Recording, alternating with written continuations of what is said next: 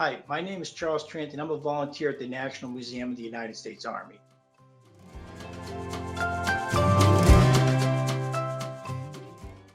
I served on active duty with the Army for 25 years and then subsequently served another 15 years with the Drug Enforcement Administration. At the time that I retired for the final time in 2015, I set a goal for myself at that time. One of the goals was to keep a balance between vacation and vocation. In vocation, I defined as doing something that benefits others that's meaningful to me. During the first 4 years of my retirement, my vocation was being a full-time grandfather to my two young granddaughters 2 years apart. At the time that my second granddaughter, the younger one, was starting her preschool in the summer of 2019, I read an article in the Belvoir Eagle that the National Museum, that was to open soon, was looking for volunteers. And I thought, what perfect timing. This could be my new vocation to serve in the museum. In particular, I wanted to serve as a docent.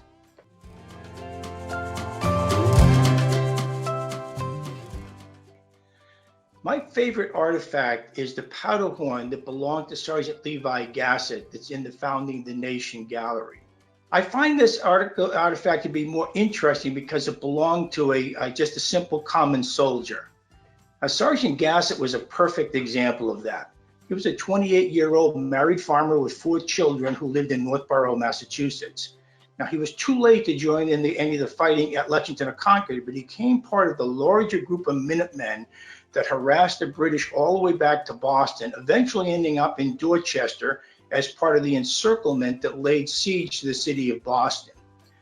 Now, Sergeant Gassett was at that time a militiaman, but he became one of the first members of the Continental Army and served there till the end of the year.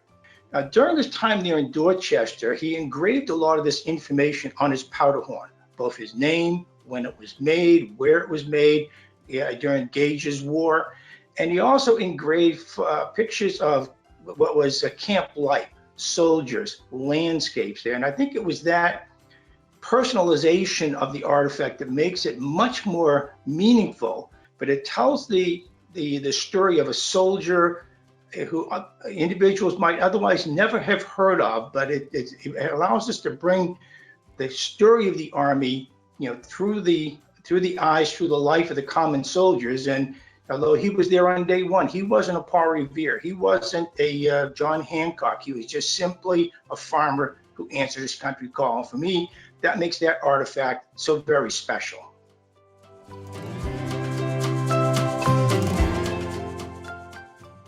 But I think the one area of the museum where most visitors will perhaps learn something about the Army that they didn't know, even if they are very avid military history buffs, is in the Army and Society Gallery. There we talk about the role that Army had both in shaping society and being shaped by society. They can go through that gallery and they can understand better perhaps the role that the Army played in certain innovations, whether it's medicine or aviation or communications or transportation.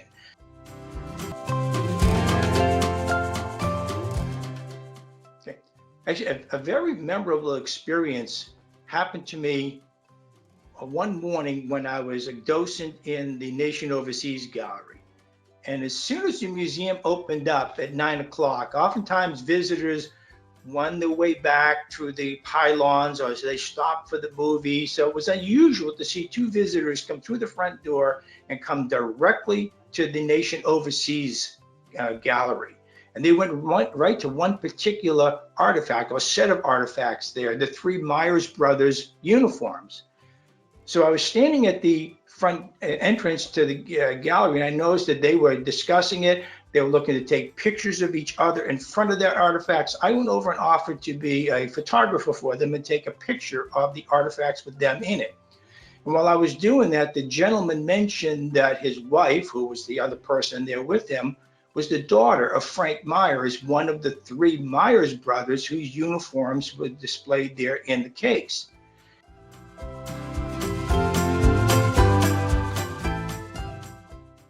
When I was in my final year of law school, in 1975, and it came time for me to decide what type of law do I want to practice and where did I want to practice it. Now, while I was in law school, the draft ended, so I was under no compulsion to join the service. But as I was considering what type of a career that I wanted to have, I was attracted to military service because they offered me the opportunity not only to practice law immediately, not carry somebody else's briefcase to the courthouse for the next few years. It also promised me the opportunity for foreign travel.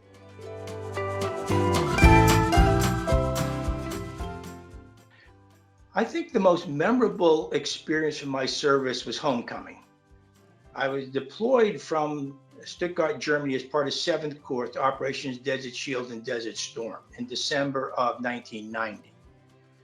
Now, during that period of time that I was in Saudi Arabia and then later in southern Iraq, had very little communication with my family. For the first 2 months, I had no communication, not even a letter. Because although I was writing a letter every day, and I believe my wife was writing to me, if not every day, certainly several times a week, the mail system had completely collapsed. I think Ann Landers had started an any soldier mail call there with just to have citizens in the United States just write letters to any soldier, which created a tremendous volume of mail. Also, Congress passed a law that no postage was necessary. You just wrote MPS, military postal system, where a stamp would otherwise be, and you could mail anything back and forth for free. I think that huge volume of mail just caused a complete and total collapse of the mail system. So I had no correspondence with my wife. This was before the days of cell phones and internet and email and social media. So it was very difficult during those early months to have no communication. I finally received one letter when a Air Force officer who lived on base in the same building as I did was coming down to Saudi Arabia and was somehow able to locate me and hand deliver one letter from my wife. We had no telephone contact. After several months of being there and after the shooting was over, I had one opportunity to drive a couple of hours across the desert and wait in line a couple of hours for the opportunity to make a 5-minute phone call at an AT&T tent that was set up. My wife didn't know that I was going to call. We had no voicemail on our phone in Germany, so 5 minutes of the phone ringing without being answered, I had to hang up and leave because I'd had my turn at the phone. So by the time I came home in May of 1991, basically it was very much looking forward to seeing and hearing from my family again. Now, while we were in Saudi Arabia, we didn't have access to live television, but we knew that there were stories coming out about the welcoming that the soldiers who were returning home were receiving, particularly in the United States, with parades in New York. And it was a very, very grateful American public that was welcoming them back.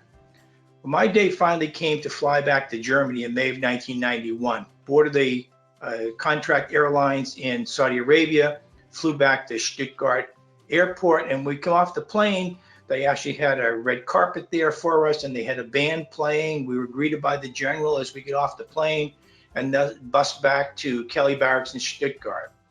When I entered into the gymnasium, they put us in the stands there, and so I was up in the stands looking down to the basketball court down below, when I spotted my wife and daughter there waving American flags and holding yellow ribbons. That's the moment I remember.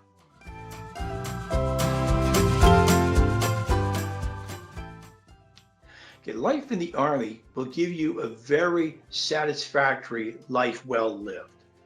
You'll learn a lot about yourself by service in the Army, and even for those who just serve for a short period of time. When I first came in, it was still the end of the draft era there. So many of the soldiers were there not voluntarily.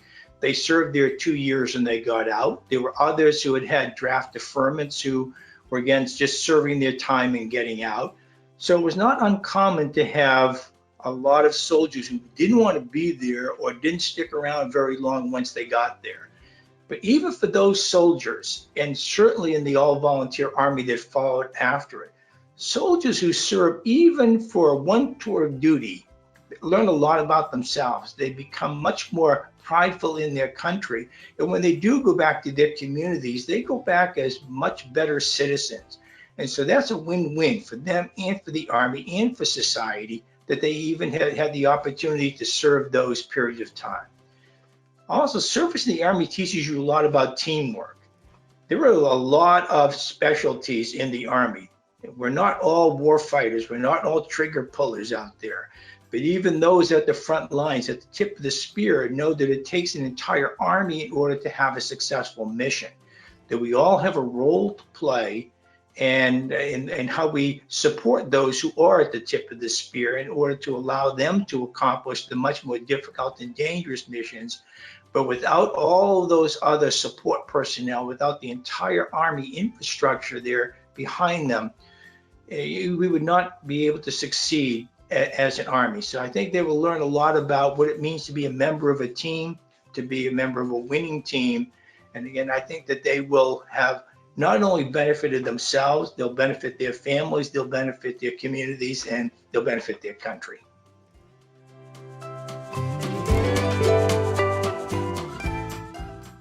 The National Museum of the United States Army brings it all together. It's the only museum that covers the entire lifespan of the Army, from its earliest colonial militia days all the way up to the current time. So if you're whatever your interest is in Army history, it's there. In one of the galleries, you're going to find that what you're looking for.